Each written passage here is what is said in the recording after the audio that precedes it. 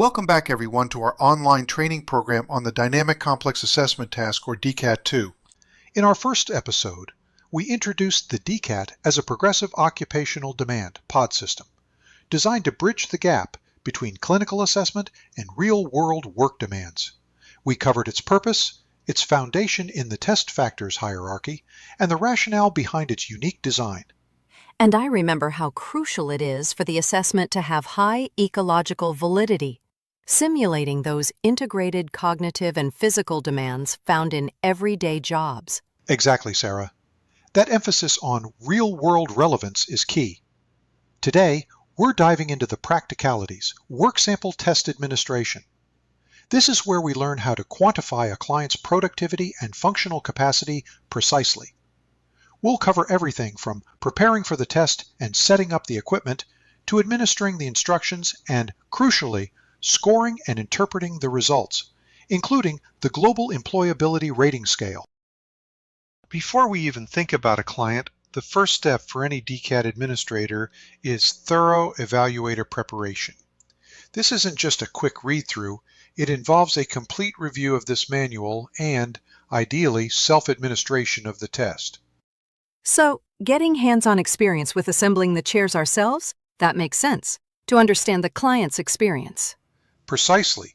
The manual also suggests practicing with each of the doll chairs and at least one of the telephone message forms, especially for novice evaluators.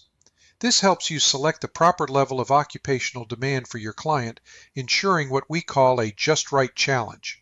Recall from Chapter 1 that the just right challenge refers to tasks that are challenging yet not overwhelming, thereby facilitating engagement and progress in rehabilitation. Above all, client safety is our paramount concern during administration. Now let's talk equipment setup for the work sample test. The DCAT work sample test has two primary configurations: parts placement and assembly. For both tests, you will need a stable flat work surface, at least 30 inches by 72 inches and between 29 inches and 33 inches tall. Got it. And the parts? The unlabeled doll chair parts go into a parts bucket, which is then placed next to the assembly template on the table. Crucially, for a right-handed client, the bucket is positioned to the right of the template, and for a left-handed client, it's to the left. Ambidextrous clients can choose their preference. This setup is standardized to ensure reliable data collection, as we discussed when introducing the test factors hierarchy in Chapter 1. Once the parts placement test is complete, we transition to the assembly configuration. Here the parts bucket is removed. The assembly manual is placed in front of the assembly area, and an assembled doll chair with labeled parts serves as a model, positioned at the rear of the assembly template. So, the client has a reference to follow for the assembly. Yes, they do. A critical point for maintaining test integrity is that the evaluator assembles this model chair outside the client's awareness before the test begins. The client should ideally be out of the room or otherwise unaware of the entire setup process to avoid any pre-assessment bias. Each doll chair assembly manual presents step-by-step instructions that optimize the safety and efficiency of the process. The parts list is provided along with a photo of the assembled chair that has been labeled following the parts list. Subsequent pages in the assembly manual include photographs and instructions that have been calibrated for a Flesch-Kincaid reading comprehension grade level of 5.2. This means that a person with a 5th grade reading level should be able to comprehend the instructions adequately. If you are working with a client who appears to have difficulty with written comprehension, you may consider having them read the manual to you as a screening tool. This can provide critical information for rehabilitation planning, but would disallow the subsequent comparison of their work sample performance with the normative data presented in the professional manual. While modifications to the equipment setup are permissible if necessary for a client, remember that doing so will make the normative data useful only as a guideline, not for strict comparison. This speaks to the reliability factor we discussed in Chapter 1. Standardized procedures are key for consistent results. Let's move to the heart of administration, the instructions. For both parts placement and assembly tests, all instructions must be provided to the client verbatim and accurately. The recommended method is to use the EPIC certified audio recording in the client's native language. Why is the native language so important here? It establishes a native language cognitive ability baseline.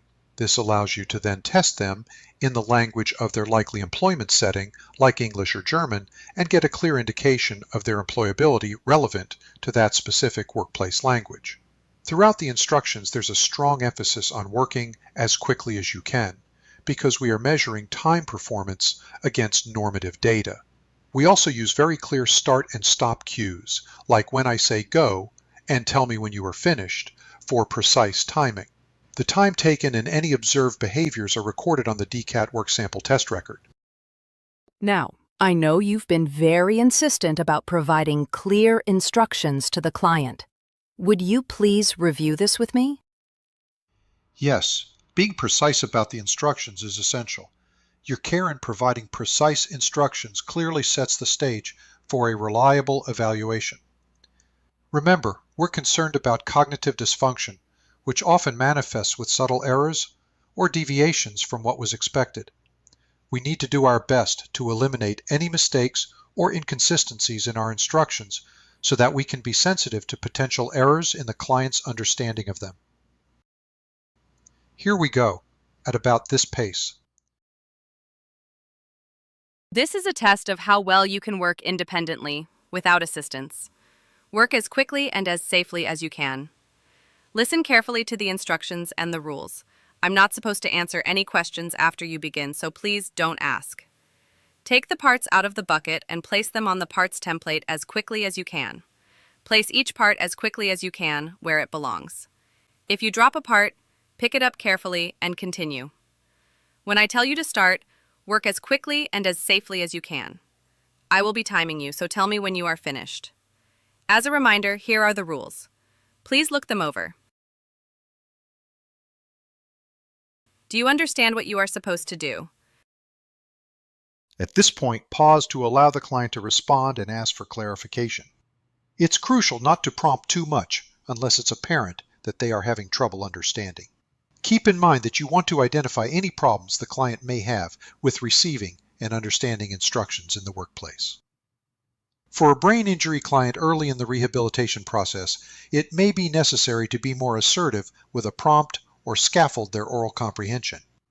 However, as they move towards a return to work, that degree of assistance would be unavailable in a competitive work environment. It's a judgment call on your part. As you gain more experience with the DCAT, you'll feel more comfortable determining whether and how much to prompt and scaffold. Yes, I need to remind myself that I am a stand-in for the employer.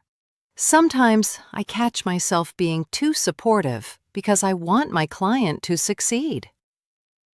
That's not necessarily a bad thing as long as you're aware of the client's need for that level of assistance at that point in their rehab program. The employability rating scale that we discussed in Chapter 1 helps me maintain consistency in my attempts to support and scaffold cognitive performance in my clients. I suggest revisiting that because it is integrated into everything we do, including your behavioral ratings in each of the evaluation records. Good idea. I'm going to print that out and tape it on the back of my clipboard. Okay, let's continue with the instructions. When I say go, place each part in its correct location as quickly and as safely as you can. Tell me when you are finished. Ready, set, go! The timing starts when you say go and stops when the client indicates completion and all parts are correctly placed, or the client tells you when they are finished, whichever comes first. For parts placement, the end of the task is pretty straightforward, but the assembly segments of the work sample tests and situational assessments are not so obvious. We'll discuss that in the next section. After you give the instructions, but before the timing starts, is it okay for the client to ask questions? Yes, absolutely.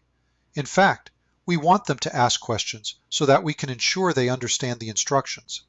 If a client is having trouble understanding these basic instructions, there may be difficulty with receptive aphasia or another problem that needs to be identified.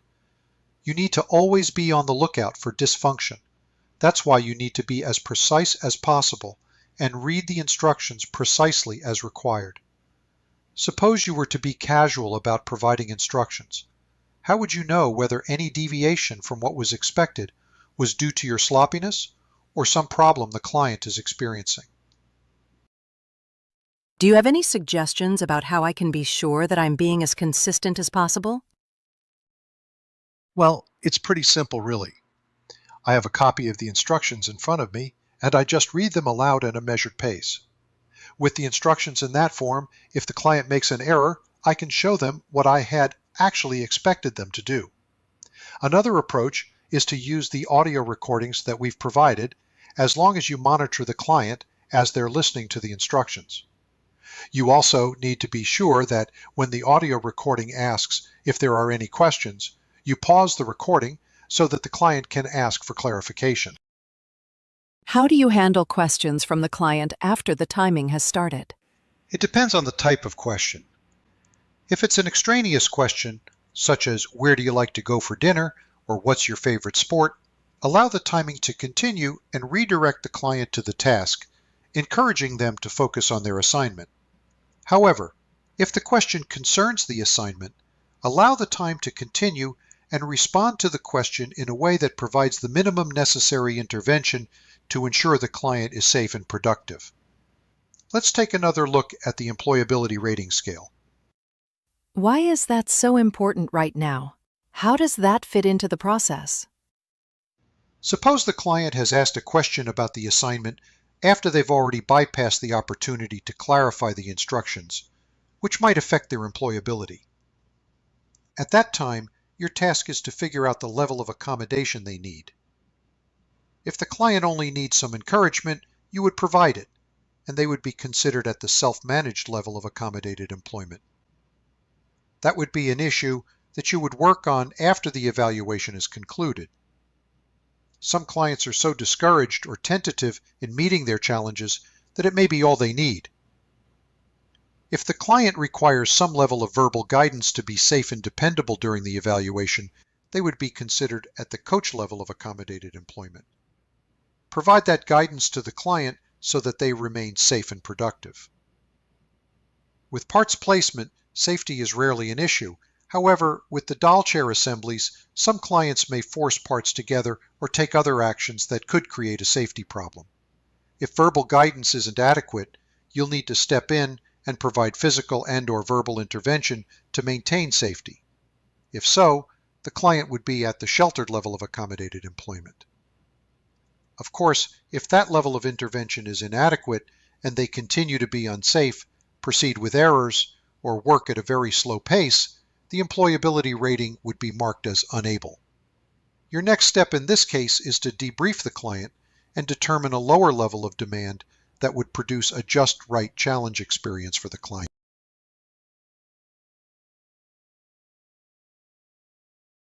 Immediately after the placement test is completed, the assembly test follows. Set up the workstation as previously discussed.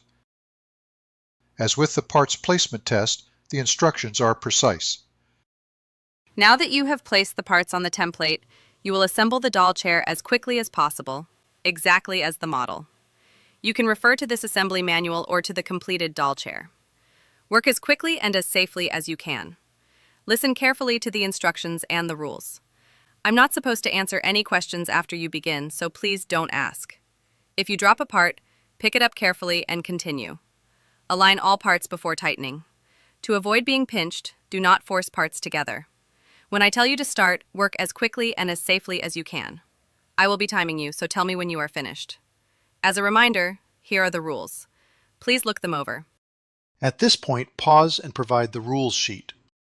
Do you understand what you are supposed to do? At this point, pause to allow the client to respond and ask for clarification. When I say go, start assembling the doll chair. Tell me when you are finished. Ready. Set. Go! A timing for assembly begins when you say go and ends when the client indicates they are finished.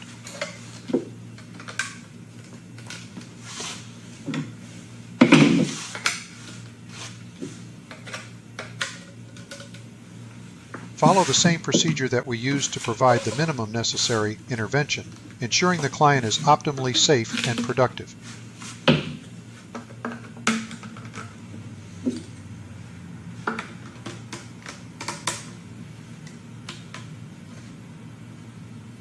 Record their performance on the evaluation record using the employability rating scale as a guide.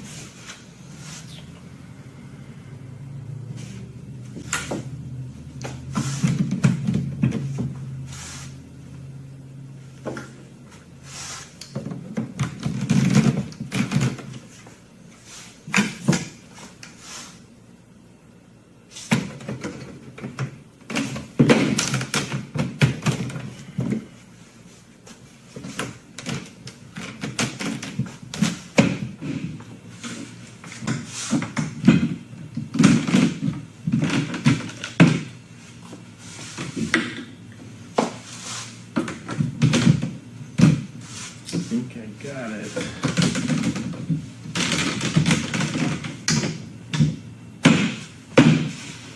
Good? Finished? Yep. Good job. Once we've collected the timed data, we move to scoring and interpretation. The timed performance score quantifies productivity, measured in seconds, and is then compared to normative standards of healthy employed workers using percentile rankings. In addition to the timed performance scores, we provide an effort rating of excellent, adequate, or poor. This is a therapeutic choice on your part and can be used to encourage better effort or reward excellent effort. We also monitor the client's performance for unidentified errors, UE, instructional rule breaks, IRB, and safety rule breaks, SRB. Unidentified errors include a misplaced part or incorrect assembly that the client doesn't notice. Instructional rule breaks show up in either talking and/or requesting additional guidance after the timer starts, and/or not informing the evaluator when the task is completed. Safety rule breaks usually involve retrieving a dropped part from the floor carelessly or forcing parts together. During the parts placement subtest, Joanna had no rule breaks. During the assembly subtest, Joanna had one unidentified error. She incorrectly substituted one part for another. She also had an instructional rule break. She did not notify the evaluator when she finished.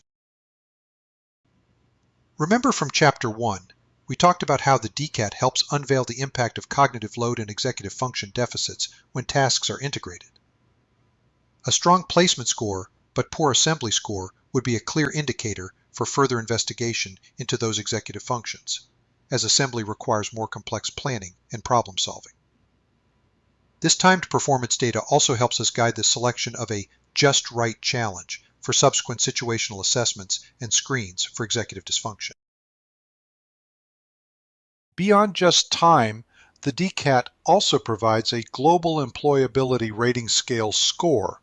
This score supplements the time performance and is derived from your behavioral observations during the task.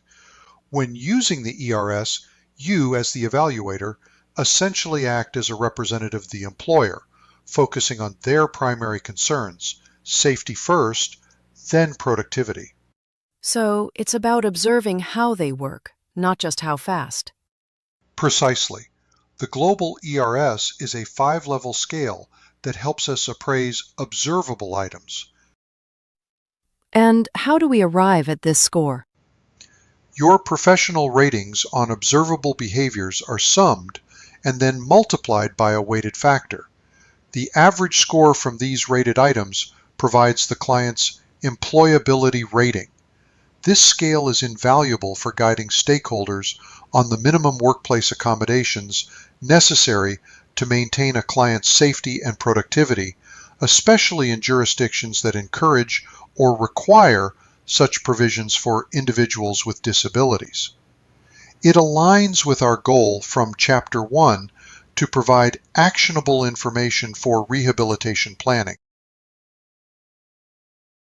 To summarize our second episode on work sample test administration, we began by highlighting the importance of thorough evaluator preparation, including manual review and prioritizing client safety. We then covered the standardized equipment setup for both parts placement and assembly, emphasizing the need for the client to be unaware during setup. We then detailed the verbatim instructions, noting the recommendation for audio recordings in the client's native language to establish a cognitive baseline.